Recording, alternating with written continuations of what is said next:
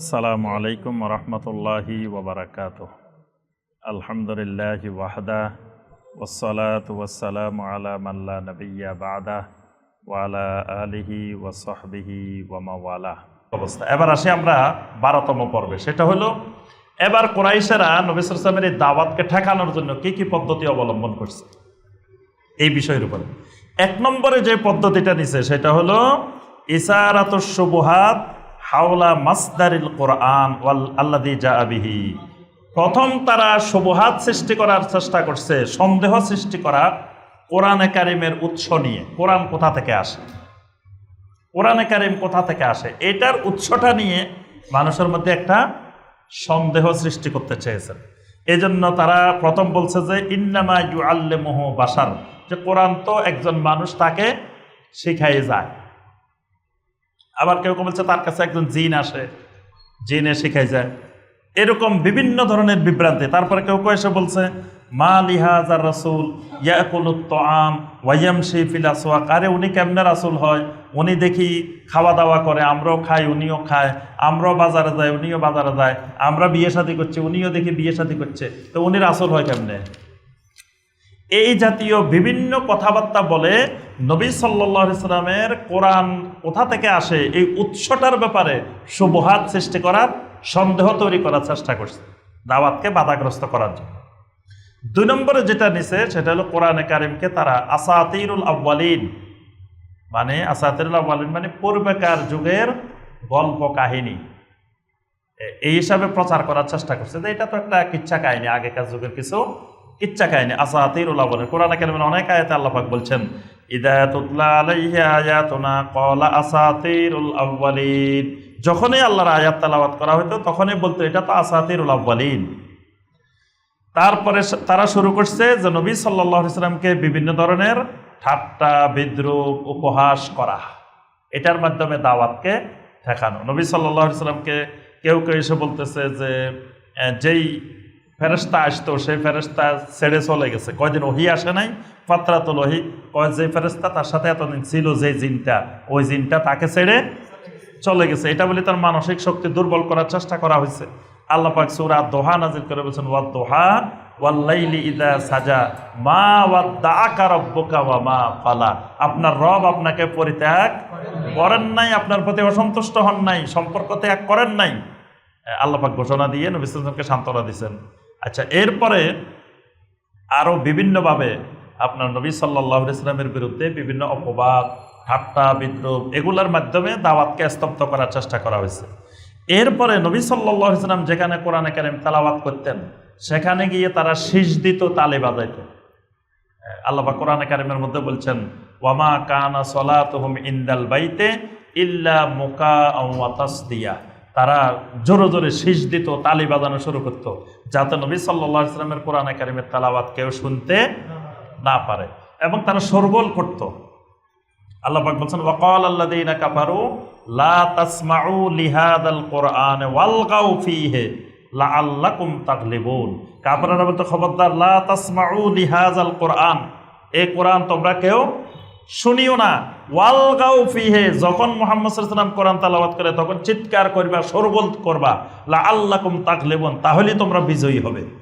অর্থাৎ নবী সাল্লাল্লাহু আলাইহি ওয়াসাল্লামের কোরআন যাতে কেউ তেলাওয়াত শুনতে না পারে, এই জন্য শীষ দেওয়া, তালি বাজানো, চিৎকার করা, শোরগোল করা, এগুলোর মাধ্যমে কোরআন শোনা থেকে মানুষকে দূরে রাখার চেষ্টা করা হলো।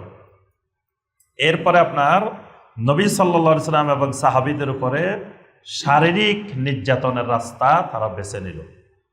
বেছে নেওয়ার পরে আল্লাহ রাসূল সাল্লাল্লাহু আলাইহি ওয়াসাল্লামের উপরে অনেকগুলো কঠিন আকারের নির্যাতন তারা করা শুরু করলো। একদিন আল্লাহ রাসূল সাল্লাল্লাহু আলাইহি ওয়াসাল্লাম বাইতুল্লাহর মধ্যে সালাত আদায় করতেছেন, নিজে একা একা সালাত আদায় করতেছেন, সহিহ আল বুখারী এবং মুসলিমের হাদিস। তখন উকবা ইবনে আবি মুআইত, এই শয়তান মসজিদে হারামের মধ্যে বসা, তার সাথে আবু জাহেল, উতবা ইবনে রবিয়া, সাইবা ইবনে রবিয়া, ওয়ালিদ ইবনে উকবা, উমাইয়া ইবনে খালদ, এরা সবাই বসা, সব নেতারা ইবলিসগুলো এক জায়গায় বসা, বসে বসে বলতেছে এই যে দেখো দেখো মুহাম্মদ সালাত আদায় করতেছে। আচ্ছা, এবার উকবা ইবনে আবি মুআইত উঠে বলতেছে আইয়ুকুম ইয়াজিউ বাসালাই জাজুরে বানি ফুলান ফায়াদাহু আলা জাহরে মুহাম্মদ, আরে মুহাম্মাদের এত সাহস, আমাদের সামনে সালাত আদায় করতেছে। এই কে আছো তোমরা? ওই জায়গায় একটা উটের নাড়ি বুড়ি আছে বড় আকারের, সেটা এনে মুহাম্মাদের পিঠের উপরে চাপাই দাও। তখন এই উকবা ইবনে আবি মুআইদ গিয়ে সে উঠে লাফ মেরে দাঁড়াইলো, দাঁড়ায় ওই সেখান থেকে উটের নাড়ি বুড়িটা এনে নবী সাল্লাল্লাহু আলাইহি ওয়াসাল্লাম যখন সেজদায় গেলেন, নবী সাল্লাল্লাহু আলাইহি ওয়াসাল্লামের পিঠের উপরে চাপাই দিলেন। এত ওজন এবং এত দুর্গন্ধ, তারা সিদ্ধান্ত নিল যে এটার ভারে সে আর উঠতে পারবে না, শ্বাস ফেলতে পারবে না এবং দুর্গন্ধে সে মারা যাবে। এজন্য তারা এইটা পিঠের উপরে দিয়ে এমন হাসাহাসি করতেছে, একজন আরেকজনের গায়ের উপরে পড়তেছে। আবু বকর সিদ্দিক রাদিয়াল্লাহু তাআলা আনহু তিনি দেখতে পেয়েছেন, তিনি দৌড়ায় গেলেন, কিন্তু আবু বকরকে তারা যাইতে দিল না। আবু বকরকে ধারে কাছে তারা যেতে দিচ্ছে না, তাদের উদ্দেশ্য নবী সাল্লাল্লাহু আলাইহি ওয়াসাল্লাম সেখানে মারা যাবে। এরপরে ফাতেমা রাদিয়াল্লাহু তাআলা আনহার কাছে খবরটা পৌঁছছে, তিনি দৌড়ায় এসে তখন এই ওটের নাড়ি বুড়িটা সরায়ে নবী সাল্লাল্লাহু আলাইহি ওয়াসাল্লামের পিঠের থেকে ওটের নাড়ি বুড়িটা সরাই দিলেন। এরপরে নবী সাল্লাল্লাহু আলাইহি ওয়াসাল্লাম সাজদা থেকে উঠলেন। উঠার পরে নবী সাল্লাল্লাহু আলাইহি ওয়াসাল্লাম এই 7 জনের নাম ধরে ধরে আল্লাহর কাছে বদদুয়া দিয়েছেন। নবী সাল্লাল্লাহু আলাইহি ওয়াসাল্লাম বলছেন, আল্লাহুম্মা আলাইকা বি আবি জাহাল ওয়া আলাইকা বি উতবা ইবনে রবিয়া ওয়া শাইবা ইবনে রবিয়া ওয়াল ওয়ালিদ ইবনে উতবা ওয়া উমাইয়া ইবনে খালফ ওয়া উকবা ইবনে আবি মুআইদ। এই সবগুলোর নাম ধরে ধরে বলছে, আল্লাহ এদেরকে, আবু জাহেলকে তোমার হাতে সুপর্দ করলাম, আল্লাহ তুমি তার বিরুদ্ধে প্রতিশোধ নাও। আল্লাহ উতবা ইবনে রবিয়াকে তোমার কাছে সুপর্দ করলাম, তুমি তার বিরুদ্ধে প্রতিশোধ নাও। এইভাবে সবাই নাম, 7 জনের নাম বলছেন। ও আদ্দা সাহাবে, 7 জনের নাম বলছেন। এই 7 জনের অধিকাংশই বদরের যুদ্ধে মারা গেছে সব, এবং এগুলা সবগুলারে ওই বদরের যে কূপটা, ওই কূপের মধ্যে পালানো হয়েছে। নবী সাল্লাল্লাহু আলাইহি ওয়াসাল্লামের এই বদদুয়ায় এরা সবাই বদরের যুদ্ধে একসাথে ওই মারা গেছে ওই যুদ্ধে, এবং ওই কূপের মধ্যে নিক্ষিপ্ত হয়েছে। একদিন আল্লাহ রাসূল সাল্লাল্লাহু আলাইহি ওয়াসাল্লাম সালাত আদায় করতেছেন, এমন সময় আপনার উকবা ইবনে আবি মুআইদ এই শয়তান এসে নবী সাল্লাল্লাহু আলাইহি ওয়াসাল্লামের গলার মধ্যে একটা চাদর পেঁচিয়ে এমন জোরে টান দিল যাতে নবী সাল্লাল্লাহু আলাইহি ওয়াসাল্লামের শ্বাস বন্ধ হয়ে মারা যান। তখন দৌড়ায় আবু বকর রাদিয়াল্লাহু তাআলা আনহু আসলেন, এসে বললেন, আতাকতুলুনা রাজুলান আন ইয়াকুলু আমান্না বিল্লাহ, তোমরা কি এই অপরাধে একজন লোককে মেরে ফেলবা যিনি বলেন যে আমান্না বিল্লাহ, আল্লাহর উপরে ঈমান আনলাম, এই ঈমান আনার অপরাধে তোমরা একটা লোককে মেরে ফেলবা? আবু বকর রাদিয়াল্লাহু তাআলা আনহুর এই কথাটা আল্লাহ পাক কোরআনে কারিমে উল্লেখ করে দিয়েছেন। এইভাবে আল্লাহ রাসূল সাল্লাল্লাহু আলাইহি ওয়াসাল্লামকে মেরে ফেলার জন্য বিভিন্ন ধরনের চক্রান্ত, মানে শারীরিক নির্যাতন নবী সাল্লাল্লাহু আলাইহি ওয়াসাল্লামের উপরে তারা শুরু করে দিল। আচ্ছা, এরপরে আবু বকর সিদ্দিক রাদিয়াল্লাহু তাআলা আনহু, তিনি তো প্রথম ইসলাম গ্রহণকারী এবং তিনি এই মক্কা মুকাররমার একজন সম্ভ্রান্ত মানুষ। এখন নবী সাল্লাল্লাহু আলাইহি ওয়াসাল্লাম প্রথম প্রকাশ্যে দাওয়াত দিচ্ছেন, আর সাহাবীদের মধ্যে আর কেউ এখনো প্রকাশ্যে প্রথমে দাওয়াত দেন না। এখন কে প্রথম দাওয়াত দিবেন? আবু বকর রাদিয়াল্লাহু তাআলা আনহু বলেন, আনা আউয়ালুন মান আদউ ইলাল্লাহ, আমি প্রথম যে মানুষকে আল্লাহর দিকে ডাকবো, প্রকাশ্যে ডাকবো। আচ্ছা, আবু বকর রাদিয়াল্লাহু তাআলা আনহু সাহস করে গেলেন ওই বাইতুল্লাহর ভিতরে দাওয়াত দেওয়ার জন্য। সেখানে কিছু লোক বসা, আবু বকর রাদিয়াল্লাহু তাআলা আনহু প্রথমে গিয়ে প্রকাশ্যে তাদের সামনে দাওয়াত দেওয়া শুরু করলেন। দাওয়াত দেওয়ার পরে তারা বলতেছে, তো আবু বকর এগুলো কি বলতেছে? এগুলো তো মনে হয় মুহাম্মদ সাল্লাল্লাহু আলাইহি ওয়াসাল্লাম যেগুলা বলে সেগুলোই বলতেছে, এ তো মনে হয় মুহাম্মদের অনুসারী হয়ে গেছে। তখন এই উতবা ইবনে রবিয়া এসে তার পায়ের জুতা খুলে আবু বকর রাদিয়াল্লাহু তাআলা আনহুর চেহারার উপরে এমন জোরে জোরে জুতা দিয়ে আঘাত করছেন, আবু বকর রাদিয়াল্লাহু তাআলা আনহু রক্তাক্ত হয়ে সেখানে বেহুশ হয়ে বাইতুল্লাহর মধ্যে পড়ে গেলেন। এরপরে তাকে ধরে ঘরে আনা হলো। সবাই মনে করলেন যে আবু বকর মারা যাবেন, তার গোত্রের লোকেরাও মনে করছে মারা যাবেন।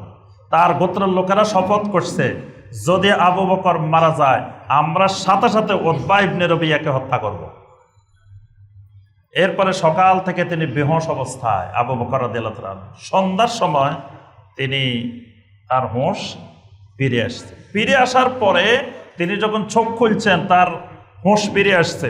তখন আবু বকর রাদিয়াল্লাহু তাআলার জবান থেকে প্রথম কথা যেটা বাহির হয়েছে সেটা হলো আইনা রাসূলুল্লাহ সাল্লাল্লাহু আলাইহি ওয়াসাল্লাম, কাইফা হালু রাসূলিল্লাহ সাল্লাল্লাহু আলাইহি ওয়াসাল্লাম, আমার রাসূল কোথায়, আল্লাহ রাসূল কোথায়, আল্লাহ রাসূলের কি অবস্থা। তখন সাথে যারা ছিল তারা বলে যে ও বুঝছি, এত মুহাম্মদ সাল্লাল্লাহু আলাইহি ওয়াসাল্লামের অনুসারী হয়ে গেছে।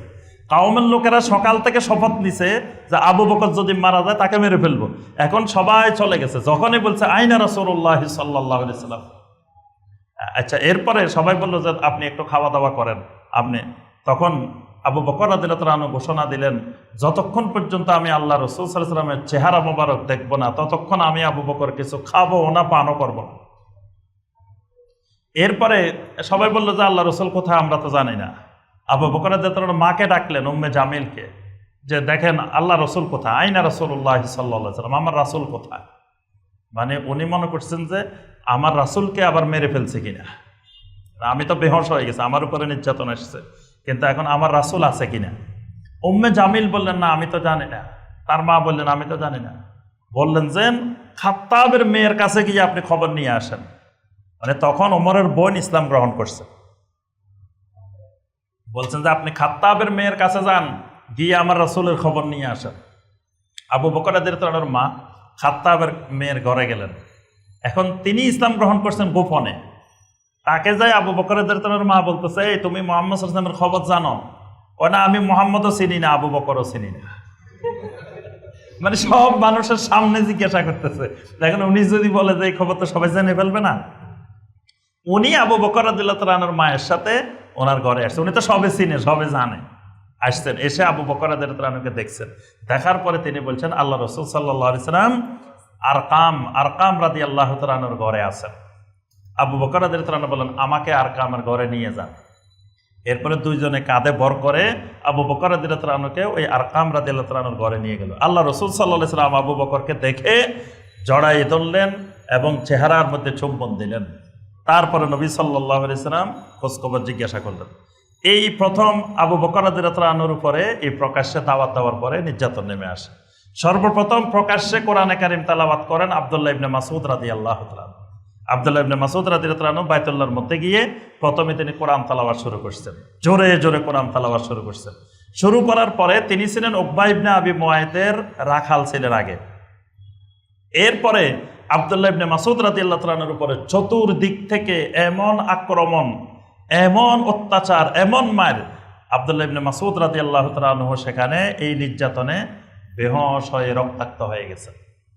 এরপরে আপনার মুসআব ইবনে উমাইর রাদিয়াল্লাহু তাআলা আনহু, তিনি এক ধনাঢ্য পরিবারের সন্তান, মক্কার যুবক, তাকে বলা হয়তো শাবাবে মক্কার মধ্যে সবচাইতে সুদর্শন, এবং তিনি সবচাইতে দামি দামি জামা পরিধান করতেন, সবচাইতে ব্যতিক্রমী জিনিস পরিধান করতেন। মুসআব ইবনে উমাইর রাদিয়াল্লাহু তাআলা আনহু তিনিও ইসলাম গ্রহণ করছেন।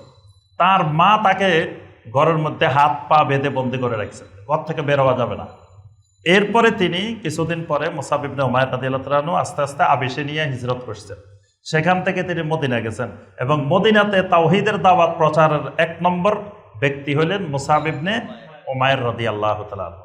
এরপরে বেলাল ইবনে রাবাহ রাদিয়াল্লাহু তাআলা, তার নির্যাতন তো সবচাইতে করুণ নির্যাতন। তিনি উমাইয়া ইবনে খালফের গোলাম, তাকে দিনের বেলায় গলার মধ্যে রশি লাগাই মক্কার ছেলেদের হাতে ছেড়ে দেওয়া হতো। তারা রাস্তার মধ্যে টেনে টেনে তাকে নিয়ে যেত, তার পুরো শরীর থেকে রক্ত বের হতে থাকতো, কারণ পাথরের গোসায়, বালুর গোসায়। এরপরে আপনার নেতারা এসে যতক্ষণ শক্তি থাকতো ততক্ষণ তাকে পিটাইতো। এরপরে উত্তপ্ত বালুর মধ্যে, পাথরের মধ্যে তাকে শোয়াই বুকের উপরে পাথর চাপা দিয়ে রাখতো। আর বেলাল রাদিয়াল্লাহু তাআলা শুধু চিৎকার দিয়ে দেবেন আহাদ আহাদ আহাদ, শুধু জবান দিয়ে আহাদ বলতেন। আল্লাহ রাসূল সাল্লাল্লাহু আলাইহি ওয়াসাল্লাম একদিন দূরের থেকে শুনলেন আহাদ। আল্লাহ রাসূল সাল্লাল্লাহু আলাইহি ওয়াসাল্লাম বলেন আহাদুন ইউনজিকা, তুমি যে আহাদকে ডাকতেছো ওই আহাদ তোমাকে অচিরেই মুক্তি দিবেন। আল্লাহ রাসূল সাল্লাল্লাহু আলাইহি ওয়াসাল্লাম আবু বকর রাদিয়াল্লাহু তাআলা আনহুর কাছে এসে বলেন, আবু বকর, যে ইন্না বেলালান ইউআযযাবু ফিল্লাহ, বেলাল তো আল্লাহর কারণে কষ্ট পাচ্ছে, আল্লাহর দ্বীনের জন্য বেলাল কষ্ট পাচ্ছে। এরপরে বেলাল রাদিয়াল্লাহু তাআলা আনহু ওই মালিকের কাছে গেলেন, যাই বললেন যে আপনার এই গোলামকে আজাদ করে দেন। বলে যে না, আমাকে অনেক মূল্য দিতে হবে। তো বললো যে আমি এই গোলামের পরিবর্তে আরেকটা গোলাম দেব। একটা কাফের গোলাম ওই মালিককে দিয়ে দিচ্ছেন, আরো অনেকগুলো টাকা দিচ্ছেন, মুদ্রা দিচ্ছেন, আরো অনেক কিছু দিয়ে তারপরে বেলাল রাদিয়াল্লাহু তাআলা আনহুকে মুক্ত করে নিয়ে আসছেন। এই জন্য ওমর রাদিয়াল্লাহু তাআলা আনহু সবসময় বলতেন,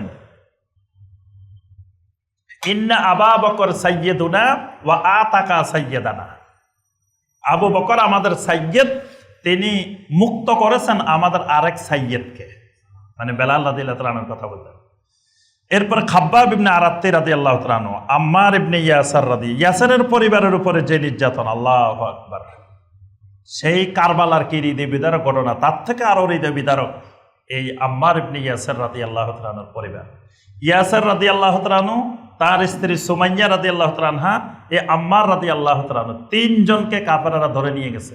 ধরে নিয়ে গিয়ে আপনার ইয়াসার রাদিয়াল্লাহু তাআলা আনহুকে এমন নির্যাতন, পৃথিবীর ইতিহাসে কোনো মানুষ মানুষের উপরে এরকম নির্যাতন করতে পারে না। ওনার চোখের মধ্যে আপনার বিভিন্ন ধরনের রড, লাঠি ঢুকাই দেওয়া হয়েছে, মুখে দিয়ে লাঠি ঢুকাই দেওয়া হয়েছে, নাক দিয়ে লাঠি ঢুকাই দেওয়া হয়েছে, এমন ধরনের নির্যাতন ইয়াসার রাদিয়াল্লাহু তাআলা আনহুকে। এরপর আল্লাহ রাসূল সাল্লাল্লাহু আলাইহি সাল্লাম দূরে দিয়ে থেকে দেখতেছিলেন, কিন্তু কিছু করার নাই। নবী সাল্লাল্লাহু আলাইহি সাল্লাম বলতেছেন, সবরান আলা ইয়াসির ইন্না মাওইদাকুমুল জান্নাহ। হে ইয়াসিরের পরিবার, সবর ধরো, আল্লাহ তোমাদের জন্য জান্নাত তৈরি করে রেখেছে। সুবহানাল্লাহ। এরপরে ইয়াসির রাদিয়াল্লাহু তাআলা আনহু অত্যাচার সহ্য করতে পারেন না, শহীদ হয়ে গেছেন।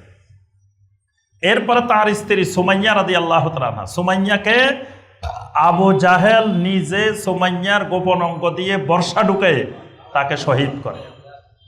এবং কোন কোন সিরাতের কিতাবে লিখছে যে তাকে 2 উটের সাথে 2 পা বেঁধে দিয়ে, মানে 2 উটকে 2 দিকে চালাই দিছে, ওনাকে ছিঁড়ে 2 ভাগ করে ফেলছে। ইসলামের প্রথম শহীদ এই সুমাইয়া রাদিয়াল্লাহু তাআলা আনহা। এই নিজের চোখের সামনে আম্মার রাদিয়াল্লাহু তাআলা আনহু দেখছেন তার মা শহীদ হয়েছেন, বাপ শহীদ হয়েছেন। এরপরে তার উপরে নির্যাতন, তাকে বলতেছে তুমি মুহাম্মদকে গালি দাও, গালি দিলে তোমাকে ছেড়ে দিব। শেষ পর্যন্ত আম্মার রাদিয়াল্লাহু তাআলা আনহু নবী সাল্লাল্লাহু আলাইহি ওয়াসাল্লামকে গালি দিয়েছেন। দেওয়ার পরে তাকে ছেড়ে দিছে। ছেড়ে দেওয়ার পরে তিনি কাঁদতে কাঁদতে নবী সাল্লাল্লাহু আলাইহি ওয়াসাল্লামের কাছে আসছেন। এসে বলছেন, ইয়া রাসূলুল্লাহ সাল্লাল্লাহু আলাইহি ওয়াসাল্লাম, আমি তো আমার মাকে শহীদ হইতে দেখছি, আমার বাবাকে শহীদ হইতে দেখছি, আর আমি সহ্য করতে পারি নাই, আমি শেষ পর্যন্ত আপনাকে গালি দিয়ে ফেলছি। নবী সাল্লাল্লাহু আলাইহি ওয়াসাল্লাম বলেন, কাইফা তাজিদু কালবাকা, যখন তুমি গালি দিছো তোমার অন্তরের অবস্থাটা কেমন ছিল?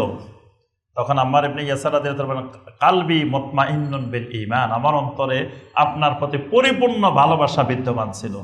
নবী সাল্লাল্লাহু আলাইহি ওয়াসাল্লাম বলেন, ওয়াইন আদু উদ, যদি তারা তোমাকে আরেকবারও এরকম নিয়ে যায় তুমি আবারও এরকম গালি দিও। আর নবী সাল্লাল্লাহু আলাইহি ওয়াসাল্লামের এই কথার সমর্থনে আল্লাহ পাক কোরআনে কারিমের আয়াত নাযিল করেছেন, মান কাফারা বিল্লাহি মিন বাদি ঈমানিহি ইল্লা মান উকরিহা ওয়া কলবুহু মুতমাইন্নুন বিল ঈমান।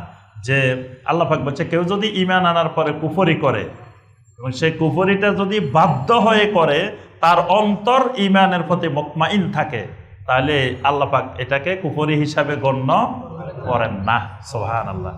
এইভাবে আপনার সোহাইব রুমি রাদিয়াল্লাহু তাআলা আনহু, আমির ইবনে ফুহাইরা রাদিয়াল্লাহু তাআলা আনহু, অসংখ্য সাহাবায়ে কেরামের উপরে কঠিন নির্যাতন নেমে আসে এই প্রকাশ্য দাওয়াতের পরে। এই নির্যাতনের মাধ্যমে তারা চেষ্টা করেছিল তাওহীদের দাওয়াতকে পৃথিবী থেকে নিচ্ছিন্ন করে দেবে, কিন্তু আল্লাহ পাক চাইলেন লিইউযহিরাহু আলা দ্বীনি কুল্লি ওয়ালাউ কারিহাল মুশরিকুন। কাফেররা যতই অপছন্দ করুক না কেন, আল্লাহ পাক আল্লাহর তাওহীদকে সারা পৃথিবীতে বিজয়ী করবেন, তাওহীদকে প্রসার করবেন, এটা আল্লাহর ইচ্ছা। সুতরাং কাফেরদের এই নির্যাতন দিয়েও তাওহীদের দাওয়াতকে ঠেকাইতে পারে নাই। তো আজকে এই পর্যন্তই। আমরা ইনশাআল্লাহ পরবর্তী পর্বে এরপর থেকে ইনশাআল্লাহ আলোচনা করব। আল্লাহ রাব্বুল আলামিন আমাদের সবাইকে নবী সাল্লাল্লাহু আলাইহি সাল্লামের সিরাতকে জানার, বোঝার, নবী সাল্লাল্লাহু আলাইহি সাল্লামের সুন্নতের পরিপূর্ণ ইত্তেবা করার, নবী সাল্লাল্লাহু আলাইহি সাল্লামের মহব্বত অন্তরে ধারণ করার আল্লাহ পাক আমাদের সবাইকে তৌফিক দান করুন। আমিন ইয়া রাব্বাল আলামিন। সুবহানাকা আল্লাহুম্মা বিহামদিকা আশহাদু আল্লা ইলাহা ইল্লা আনতা আস্তাগফিরুকা ওয়া আতুবু ইলাইক।